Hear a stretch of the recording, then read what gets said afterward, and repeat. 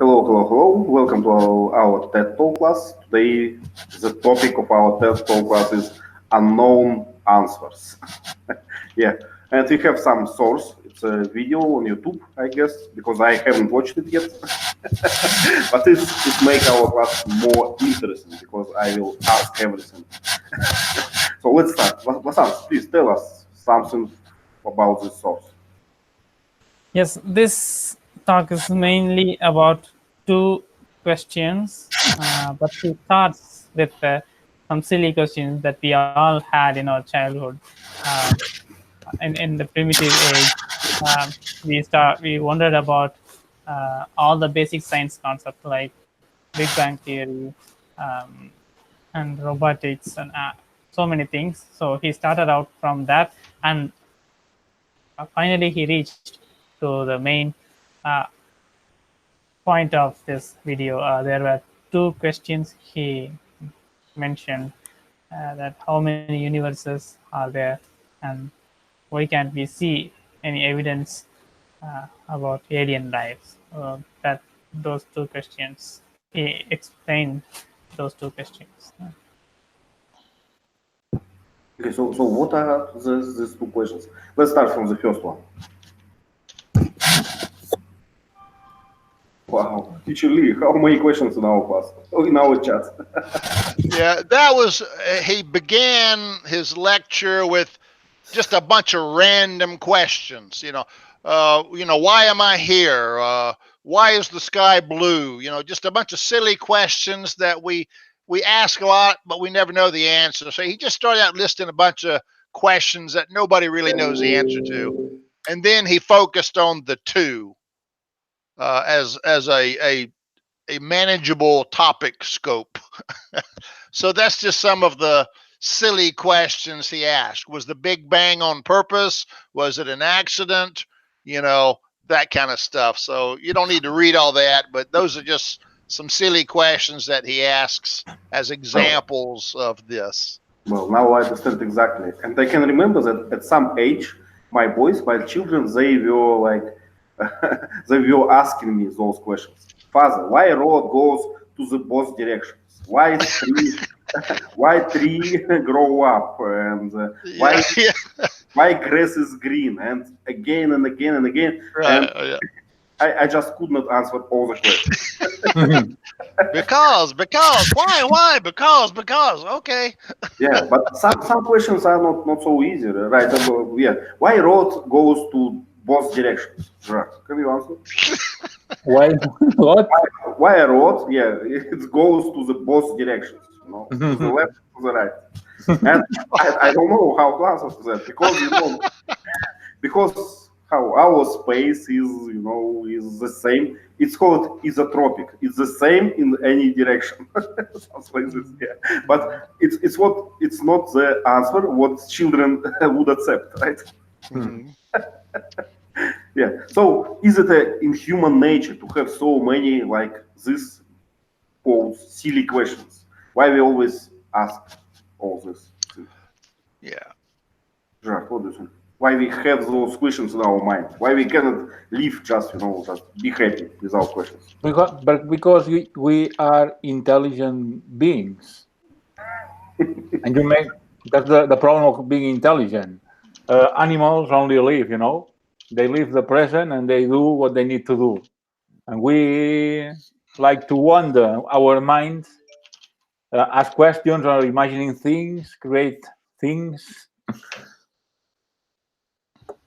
So you think it's defined as like intelligent animals or how beings? But I can see what if dolphins do the same or some other animals? I don't know. They would be the same. I think they would be intelligent beings. Some animals are probably more curious than others. Like cows, they just chew the grass, produce milk. Chickens lay eggs. But you get an animal like a gorilla or a chimpanzee, they mess with things. They'll grab something and look at it and play with it. they're kind of curious, like, what is this thing? What happens if I pull it into two pieces? Oh, I broke it. Wow, that's neat. So I think some animals have curiosity, and that's what makes us maybe different from lower level animals. We ask why. Vasant, please. Yes, and our physical ability is also a plus point. Uh, that is the how to say that led us to where we are right now, because not like unlike the other animals, we have managed to walk on our two legs, and we used our other two limbs. How to say that? Limbs is fine. Yep. Yeah, limbs to do other things like hunting, some eating or something like that. So we separated our four legs into two different things, and to do various tasks. So I think that such physical ability, the evolution of the physical ability, made us something better than the other animals, I think. Yeah, exactly. I think you are right, and I think curiosity it's like a feature of some animals, like dogs. Whenever I have a dog, dog is very interested in everything. Open the door, open the door. I want to see what's behind it. So, but I never. So it has like a lot of curiosity. But I never in my life watched a dog who will contemplate a stargate. I mean star. Well, how is it? Star sphere. How we call it? A sky, right? In general. Sky, yeah. At the night. So they not interested. They interested only in very like peculiar things, to smell something, but not to think about, wow, what if there are any aliens? Right. So I would say that it's a kind of abstract thinking and like practical thinking, right? Yeah. Do you think there are any creatures that have abstract thinking, exclude like humans?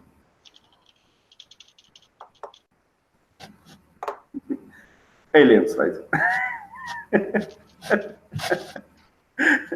Yeah. So speaking, I don't know where to go from this point. So, what kind of question we can ask? I don't know. Jean, help us. What was discussing in this movie? Okay, I make to myself some questions even farther than those ones. What's before the Big Bang? And did the universe, everything come from nothing? I think that's very hard to believe, to understand. From nothing, you can yield all the whole universe from nothing. It sounds impossible from our. Yeah, I understand. I think it's a good word for this. It's counterintuitive. Is it English word? Counterintuitive. Yep. Yeah, I think that some physics, there, especially quantum physics, especially all these Big Bang things, that just against our mind, because we just don't have like things to compare, don't have things to understand, right? So for me, Gerard, it's as well complicated to like imagine that the whole universe, all of them can be created from nothing. Yeah. And once when I was in university, a student, I asked my physics professor, so how he understands that. And he told me, I don't understand. I just know it is. Vasant, please. Yes, it's really hard to imagine that which is beyond our mind, beyond our brain, because when a book suggested about the antimatter or when the news suggested about the God particle, they explained it by text, but I couldn't think of it. How could it would look like? How it would look like?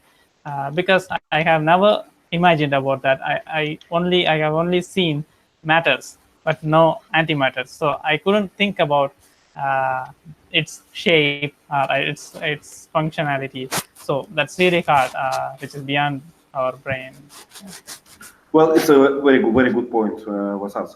I think you're talking about that we don't have like an image of something, some image of, of, I don't know, nuclear physics or something. So we can imagine electricity because we have some, electric tools. But something about quantum mechanics, it's almost impossible to imagine. I read in one book that a dog can't imagine image without smell. So that's why they don't care about about these fake policemen or something, because that doesn't smell. It's not a thing. Yeah. So I think the same for us. We cannot imagine this with our like way of thinking, so it doesn't exist for us. An exception to that is sound. A dog will bark at a dog barking on TV. Right? In fact, I had my dog one time, and he heard a dog barking on TV, and she walked around the TV looking for the dog. Where's that dog coming from? I don't see it. I can't smell it, but I can hear it. It's coming from here. Yeah, it's funny. Yeah. Yes. Yesterday I watched a video clip where a owner showed the cartoon movie The Lion King to his dog, and the dog was weeping by seeing that when the Mufasa died and Simba was trying to wake him up. I could see the dog was weeping and he couldn't bear that. That was really astonishing for me, for how dog would behave at the images on the TV. Yeah.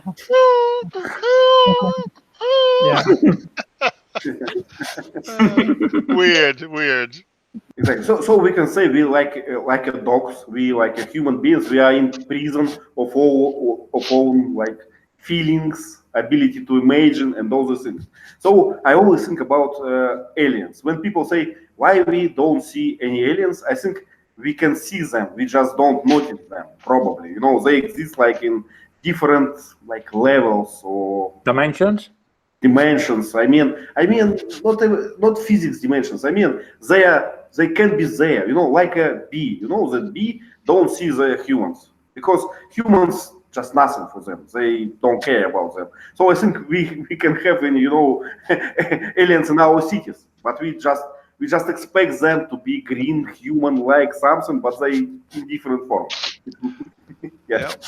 There was a Star Trek TV episode on Voyager where there's a woman, she's a Borg. She's part machine, part human. She's a cyborg. And she was having a problem with her mechanical eye. So she went to the hologram doctor, and he adjusted her electronics. And she started seeing a different frequency of the light spectrum, say infrared or ultrasonic. And suddenly she saw the crew, but standing next to the crew, she saw alien creatures. And they were only visible in this other frequency of the light spectrum. And she was watching with fascination. And these alien creatures were putting like tools on the humans and like pressing the head tight, and the human was going, man, I've got a headache. I don't know why, and she was seeing that the headache was caused by an alien doing some experiment on their head, and the alien looked at her and she kind of had to look away like, I can't let them know I see them, until I figure out what's going on. So yeah, kind of a coexistence, but on a different plane or in a different light spectrum. So they're there, they can interact with us, but we can't see them. It's a possibility. Yeah. It's my idea about aliens. I believe that there are like different creatures that they just just build, like like in the movie Ghost, right? They're there, but they just don't communicate with us. Yeah. Sounds please. Yeah, just as the example of how human used their two hands for different things. What if the aliens were able to elevate both, all the limbs to do a different thing. That could be entirely different from the humans, and that what's make them different from the humans, I think. Okay. Yeah, so it's hard to imagine, right, for us something really different. So we can imagine they are green, we can imagine they have many limbs, but that's all. That's the end of the fantasy of our creativity. Yeah, maybe. Yeah, please. I was just gonna say sometimes we distinguish animals' intelligence, if you will, by their ability to use tools. And that means they can use some object and use that to make something else happen. So some birds can use tools. Some insects can use tools to do something. So we consider the use of tools as an indicator of some kind of rudimentary intelligence, which is like, you got manipulating things with your hands, Vasant, same idea. We can now use tools. If we stood on all 4 feet, we couldn't do it, but now we can use tools. Let me play the advocate. How devil advocate. Yeah, devil advocate. I think sometimes we use the same trick. We like judge a fish by its ability to climb the tree. So for instance, I judge the tiger that it cannot use tools. But tiger can live in the forest, in Siberia, and I cannot. So maybe tiger think, well, what a useless, human. He cannot do nothing. Yeah, you're talking about natural adaptation to the environment. Yeah, we have no fur, we have no claws, we have no weapons. We're poorly equipped in the real world. Right. And I think it's a topic about our preconceptions, right? We always judge in small grays. So is it use tools or not? So we just call it intelligent or something like this. But I believe there are many things that we cannot imagine. That's why we cannot evaluate them, right? Maybe they don't use tools because they use, just mind power to move things.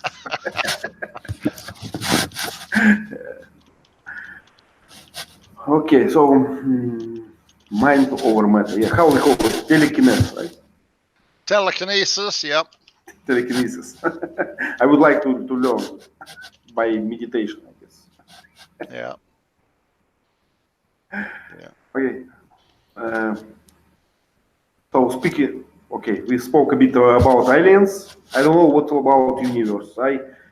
For me, the idea that there are more than one universe is kind of something unimaginable, unthinkable, right?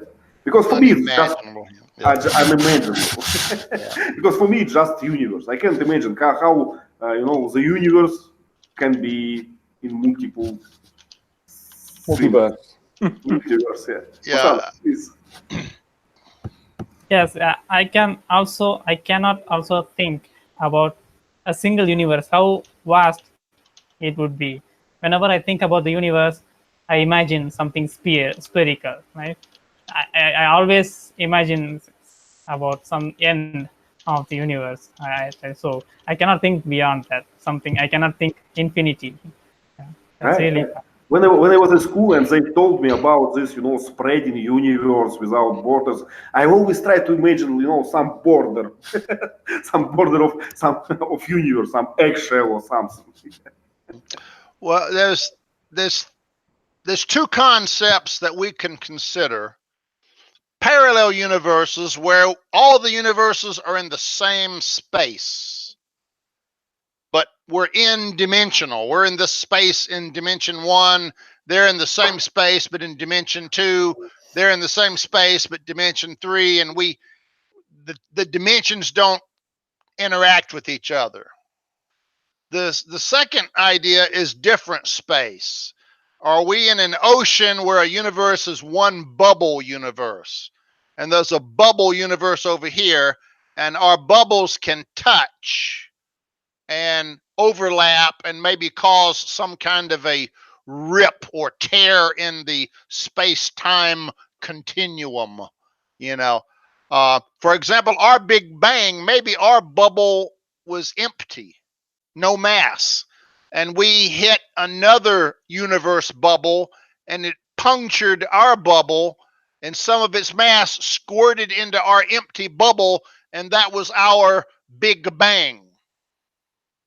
Who knows, but it's an idea, a concept. Are we bubbles that are distinct and separate, or are we all in the same space and existing on top of each other in different dimensions? Yeah, I think it's hard to imagine for us because we don't have like any analogy in what we see every day. And I think it's very important for us like humans, because even when we work with some abstract things like something financial from finance, some things from finance, they are very complex, but we always try to explain them in a simple language and try to make an analogy to some shopping process or something, some money transferring, then we understand. But in physics, in these Big Bang things, we just don't have any analogy. That's the problem. It's sometimes, I think it's simpler for me to believe to a powerful God who created that.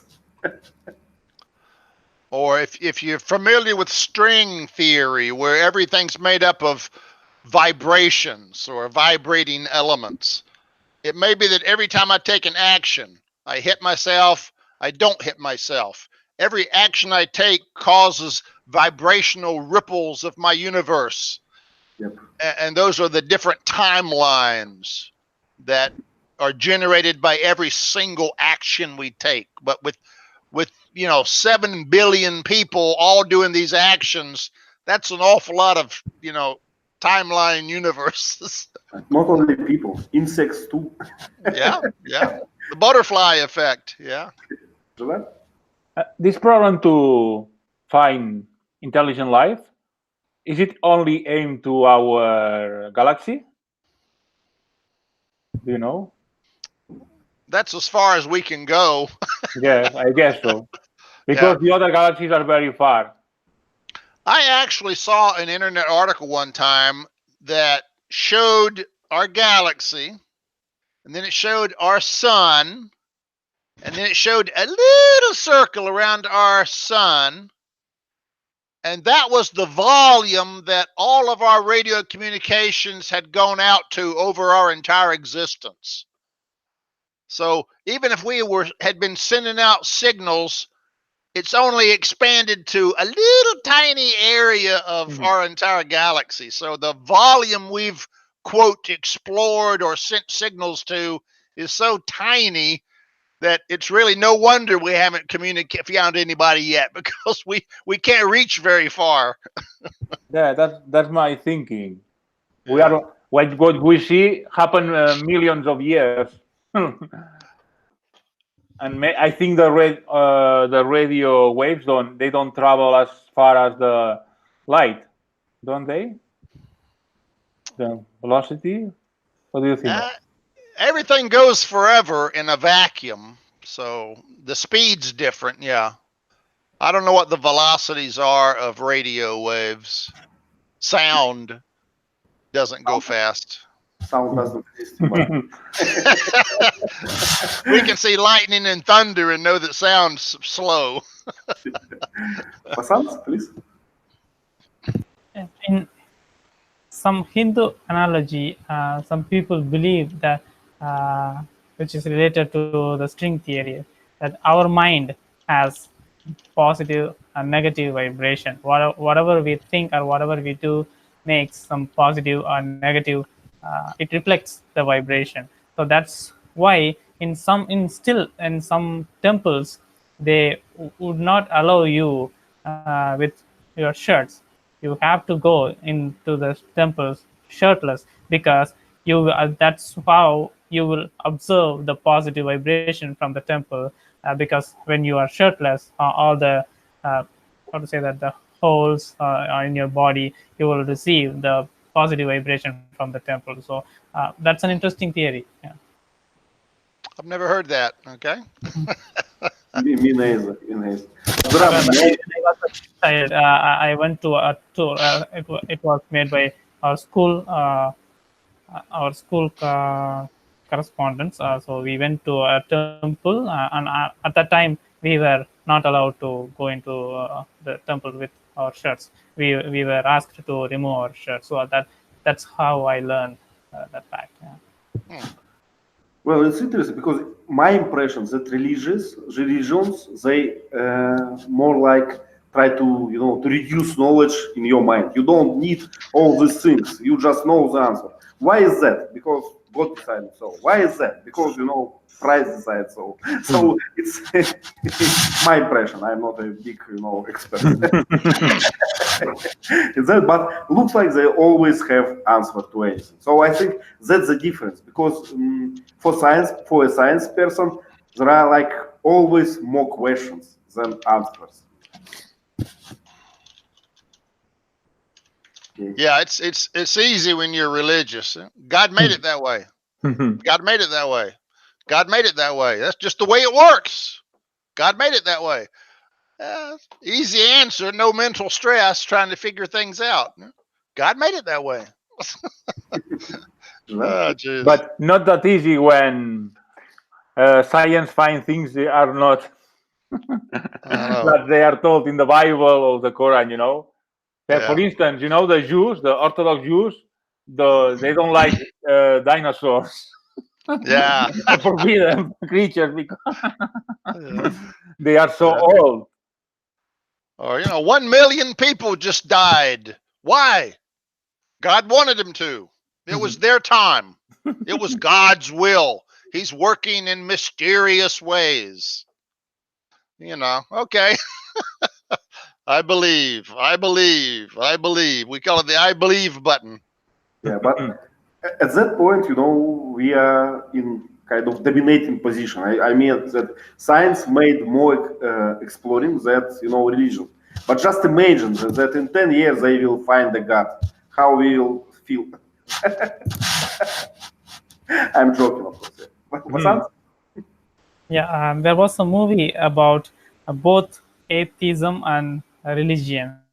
Um, it was about a virus. The movie is about a virus that was going to spread in India, and finally, at the end of the movie, the tsunami happened, and the salt, the NaCl, covered the virus, and it how to say that it blocks the virus from spreading out.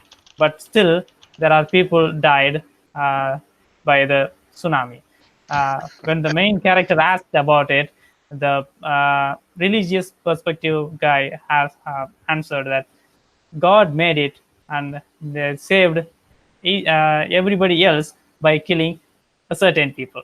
Then the atheist person asked, if God wants that, why didn't He set a tectonic plate earlier perfectly? Because if He wants to save people, why didn't He do that in earlier time? Why kill some people to save the majority of people? So that was some contradictory Yeah. answer.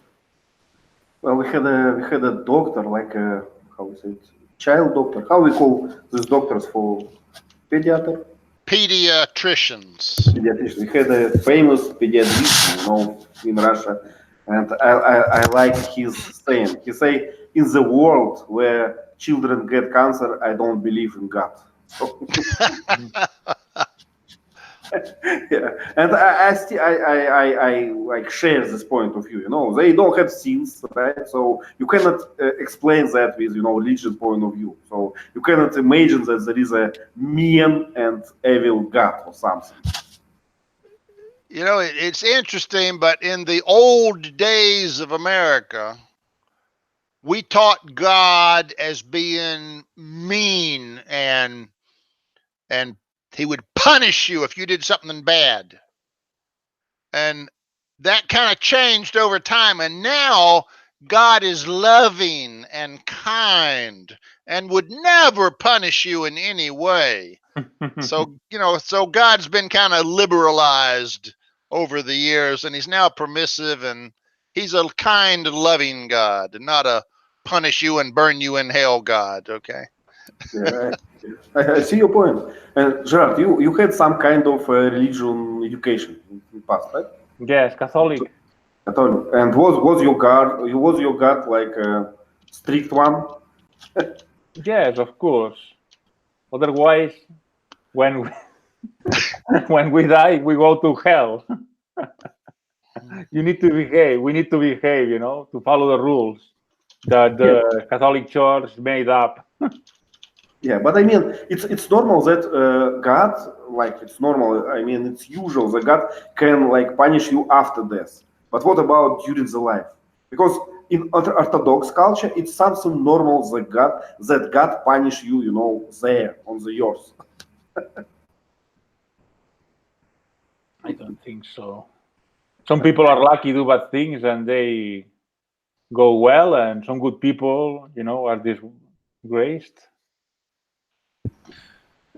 Masans, please. Yes, I have been to the church so many times, but they always mentions that God is so kind and He is generous. But at some point, they have to mention that He gets angry at some point, because you cannot guide the people in a how to say that, in a good way, without scaring them about something after our life, something like that. Because they usually mentions about when the people try to sell things in the church, then he how to say that, he threw them all, he started to yell at those people. They mentioned that point of his life to the people, and they said he sometimes he gets angry, so you better be careful in your spiritual life, something like that. So yeah, you Sure. cannot guide the people. Yeah. The Catholic Church says that if you repent yourself when you die of all your sins, you are God is merciful and you will be forgiven. Yeah. Only the last minute of your life counts. But What? how do we know is that this repentment is true, really Yeah. real? Because it's easy to be, when you are scared, you are about to die, be scared of going to hell. Yeah. What's the merit of that? It wouldn't be fair for the people who tried hard to be a good person all their lives. Yeah, exactly. Yeah, I never understood that. When I was told about this redemption and hell and heaven, yeah, for me it's kind of strange conception. But it seems that it's about us, about humans, not about God. We cannot live only with carrot. We need stick or something. Okay, not a very structured, structured conversation today, because we all have some written questions. So let's call it like a free practice. I do have one comment, that was one observation that was interesting. Netflix has a TV series on it called Twilight Zone. This was an old series a long time ago when I was a kid, and it was great. It was in black and white TV, but it was great. It were little 1-hour episodes about science fiction, weird things happening. But they rebooted the series, so now there's a 2019 Twilight Zone series. And I watched an episode last night, and it happened to be about aliens and the Great Filter. Have you ever heard of the Great Filter? this is a theory about why we haven't seen any alien life. Because there's a thing in the universe called the Great Filter. And little civilizations can start and grow and develop, but when they hit this great filter, they can't get past it and they go extinct. So the theory is there's this great filter that civilizations get to this point and they can't get through this great filter to evolve into an intergalactic species. But we don't know what that filter is. It may be different for different species. But in this TV episode, we were launching our first spaceship to Mars. And it was, as you might expect, 2 black women. The black woman was in charge, a couple of white men, and they were in the spaceship, and it was getting ready to launch. And right when it's getting ready to launch, the control room announces, "We've had nuclear missiles launched. All the countries are launching nuclear missiles. You need to launch now." Boom, and they launch into space, and the Earth is destroyed by nuclear war. We don't know why. Okay, so they're heading toward Mars, and they're thinking about, we're the only remaining part of the human species. So one of the guys on there was a philosopher kind of guy. He was thinking, he knew about the great filter, and he says maybe getting off your planet and going to another planet, maybe that's the part of the great filter that no one ever gets past. But we've launched off the Earth and we're going to Mars. So even if we go there and we die, we've achieved, we've gotten through the great filter, even though we're still going to all die, So he acts crazy and nuts the whole time they're in transit to Mars. And there comes a point where the sun shoots out a big solar flare and it hits their ship. And so they turn their ship into the solar flare with their shields. And the guy says, "This is all fake. The Earth is still there. There was no nuclear war. That flame that's hitting our ship, it's fake. It's not there." So he gets up and goes into the airlock, closes the inner door, opens the outer door, and it shows all this fire coming in, right? And you think, oh, this guy's dead. So they're still traveling through space. And then later, it shows the viewpoint of aliens somewhere looking at this spaceship. And they're responding well to the destruction of their planet.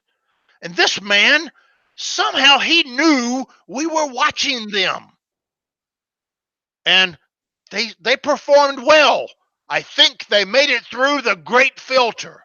They are worthy of survival. So we're going to let the human race live. So it was like a test. It was like a test of the human race using the spaceship as a controlled test to see if the human race could get through the great filter. So by launching a ship to Mars when their planet was being destroyed, that got them through the great filter, and they were deemed worthy of continuing to exist. So it was an interesting episode. Well, a totally new idea for me. Never before I heard about the great filter. Yeah. Yeah, but it's interesting, yeah. And I guess Netflix, it should be vivid, like image and interesting story. So the great filter could be, virus, disease, hunger, using up all your resources on your planet, destroying yourselves in a nuclear war. If you can't control your technology, at some point it's going to destroy you. So it's an interesting idea about great filter. I think sometimes we have it like not in smaller scale. For instance, we have many poets, genius poets, and physics, but they usually die young. I don't know why.